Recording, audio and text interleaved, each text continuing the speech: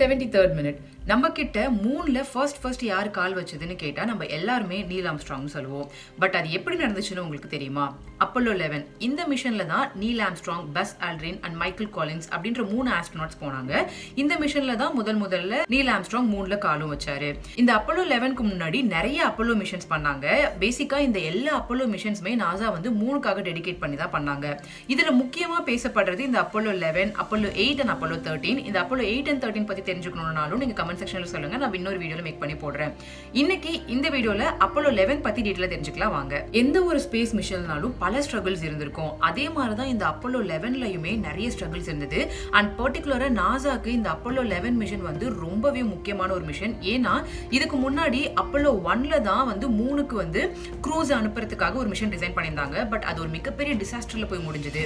ஏன்னா அந்த அப்போலோ 1 மிஷன்ல ஒரு 3 க்ரூ மெம்பர்ஸ் கேபின்குள்ளார ஃபயர் ஆகி கேபின்குள்ளார ட்ராப் ஆகி இறந்து போயிட்டாங்க.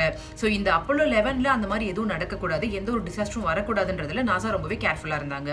அப்போலோ 11 ஜூலை 16, 1969ல லான்ச் பண்ணி ஜூலை 20, 1969ல மூன்ல லேண்ட் ஆகி முதல் மனிதன் மூன்ல தரையிறங்கின சாதனையை பண்ணாங்க.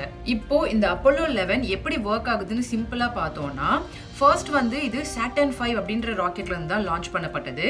ஸோ ஒன்ஸ் லான்ச் ஆனதுக்கு அப்புறமா அதுக்கு தேவையான ஃபியூயல்லாம் யூஸ் பண்ணி ஃபைனலா வந்து கமாண்ட் மாடியூல், லூனார் மாடியூல்னு 2 இருக்கும். இதுல வந்து இந்த கமாண்ட் மாடியூல் மைக்கேல் காலின்ஸ் அப்படின்ற சயின்டிஸ்ட் வந்து நிலவோட ஆர்பிட்ல சுத்திக்கிட்டே இருப்பாரு. அங்க இருந்து லூனார் மாடியூல் தனியா பிரிஞ்சு நிலவுக்கு போய் நீல் ஆம்ஸ்ட்ராங்கும் பஸ் ஆல்ட்ரினும் நிலவுல வந்து அவங்களுக்கு என்னென்ன மிஷன்ஸ் பண்ணுமோ அதெல்லாம் முடிச்சுட்டு திருப்பி அந்த லூனார் மாடியூல வந்து மூணோட ஆர்பிட்டுக்கு எடுத்துட்டு வந்து இந்த கமெண்ட் மாடியூலோட ஜாயின் பண்ணி அதுக்கப்புறமா அங்க இருந்து வந்து கமெண்ட் மாடியூல்ல நம்மளோட எர்த்தோட அட்மாஸ்பியருக்கு வந்து சேருவாங்க. இதுதான் பேசிக்கான கான்செப்ட் இந்த அப்போலோ 11 மிஷனுக்கு. இந்த ப்ராசஸ் எல்லாம் சொல்றதுக்கு ஈஸியா இருந்தாலும் அப்போலோ 11 மிஷன்ல நிறைய ஸ்ட்ரகிள்ஸை ஃபேஸ் பண்ணியிருக்காங்க. அதெல்லாம் கேட்கறதுக்கே ரொம்ப ஆச்சரியமா இருக்கும். உதாரணத்துக்கு ஒரு சின்ன ஸ்விட்ச்னால அவங்க மூணுலயே ஸ்ட்ரக் ஆகி எர்த்துக்கே வர முடியாத சுச்சுவேஷன் கூட உருவாகி இருக்கு.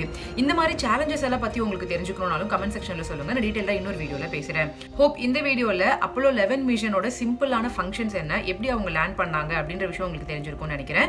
இதே மாதிரி நான் வேற ஏதாவது டாபிக் பத்தி பேசினாலும் கமெண்ட் செக்ஷன்ல சொல்லுங்க. அண்ட் இந்த வீடியோ உங்களுக்கு இன்ட்ரெஸ்டிங்கா இருந்துச்சுன்னா இந்த வீடியோக்கு ஒரு லைக் பண்ணிட்டு உங்களோட ஃப்ரெண்ட்ஸ்க்கு ஷேர் பண்ணுங்க. நீங்க பண்ற ஒரு லைக், ஷேர் அண்ட் சப்ஸ்கிரைப் அடுத்த வீடியோஸ் மேக் பண்றதுக்கு மோட்டிவேட் பண்ணும்.